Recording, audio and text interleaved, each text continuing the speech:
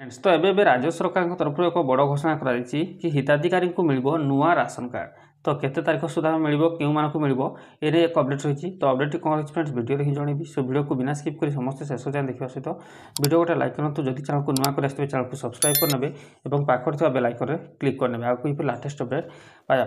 तो देखो कहुई कि राशन कार्ड हिताधिकारी खुशी खबर हिताधिकारी को मिल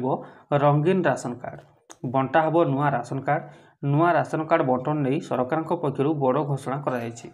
एने खाद्य जोगाण और खाउटी कल्याण विभाग पक्षर सूचना प्रदान कराई नुआ रूप से आसब राशन कार्ड रंगीन हे राशन कार्ड योग्य हिताधिकारी को बंटा हे राशन कार्ड नुआ राशन कार्ड प्रस्तुत करने समस्त जिलापाल मानू खाद्य जोगाण और खाउटी कल्याण विभाग पक्षर निर्देश दि जाएगी आसंता एप्रिल 22 तारिख सुधा राशन कार्ड प्रस्तुत करने को विभाग पक्षर निर्देश रही तेबे कार्ड लामिनेशन और प्रिंट कर रखा विभाग पक्षर निर्देश रही।